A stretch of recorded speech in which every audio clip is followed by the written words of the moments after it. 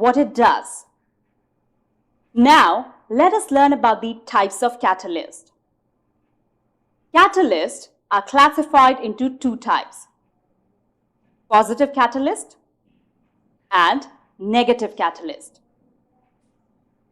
Students, at this point, you might be wondering why we call catalyst as a positive catalyst and a negative catalyst. Well, students, that is because a catalyst is said to be positive catalyst if it increases the rate of a reaction, and a catalyst is said to be a negative catalyst if it decreases the rate of a reaction. For example, in the decomposition of potassium chlorate into potassium chloride and oxygen, manganese oxide acts as a positive catalyst. Now let us take another example. To prevent oxidization of chloroform into phosgene, ethanol acts as a negative catalyst. You will learn more about these reactions in your higher classes. Students, after learning about the types of catalyst and their function in the chemical reactions, at this point, I understand that you might be curious to know how does a catalyst increases or decreases the rate of a reaction. Well, before I explain that, I would like you to focus on this ball and the hill in this diagram. You can see that initially the ball is at some height. Students, I would like you to take a pause here and think about the minimum amount of energy required by the ball to reach the bottom of the hill.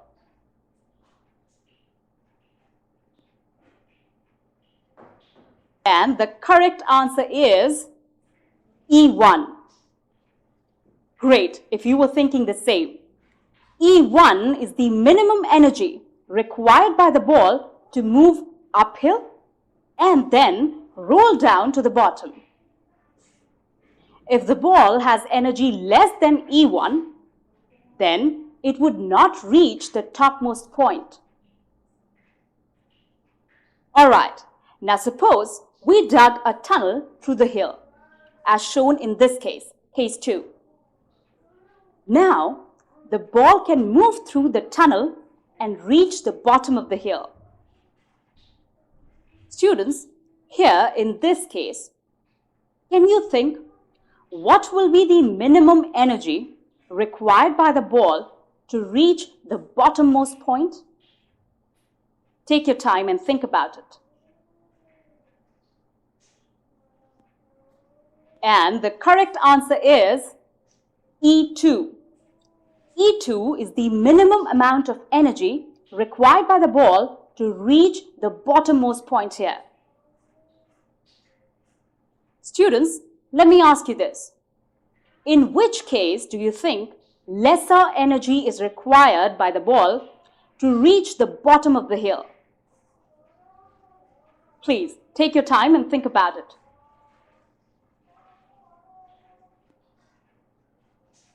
Here it is quite evident from the diagram that the energy required in case 2, that is E2, is less than the energy required in case 1, that is E1.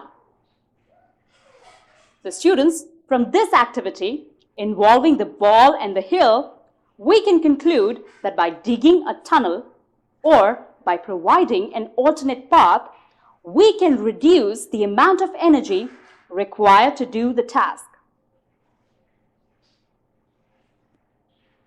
Students, a catalyst works in a similar way, but instead of providing the normal pathway for a reaction to happen, it provides a path with less energy requirement. And that is why the reaction proceeds faster when we use a positive catalyst. Okay, moving on. Now we are going to perform an experiment to demonstrate the use of a catalyst in a chemical reaction. Here, I have hydrogen peroxide. I'm going to take 20 ml of hydrogen peroxide in this beaker.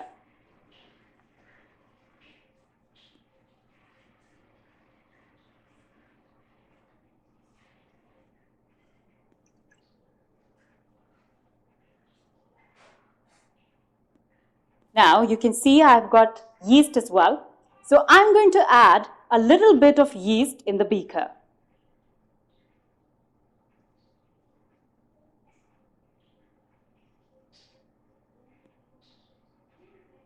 Now let's wait for a while and observe it carefully.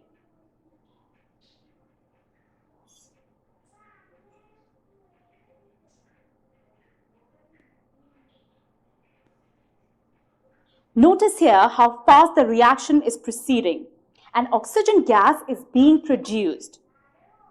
Students, you must be thinking that we did not add the catalyst, but the reaction is proceeding very rapidly. So, how is this happening? Think about it. Let me explain this to you. Students, the yeast itself contains an enzyme named catalase, which acts as a catalyst for the reaction between yeast and hydrogen peroxide. Chemically, it can be shown as this. Hydrogen peroxide, in the presence of catalase, breaks down into water and oxygen gas very rapidly.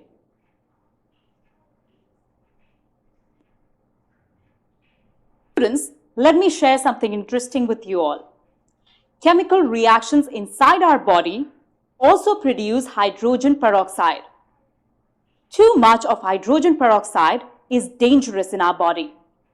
But fortunately, our body also produces an enzyme named catalase, which converts hydrogen peroxide into water and oxygen so that it does not cause us any harm. So students, in today's module, we learned about the catalyst, its types, and how it helps to change the rate of a reaction.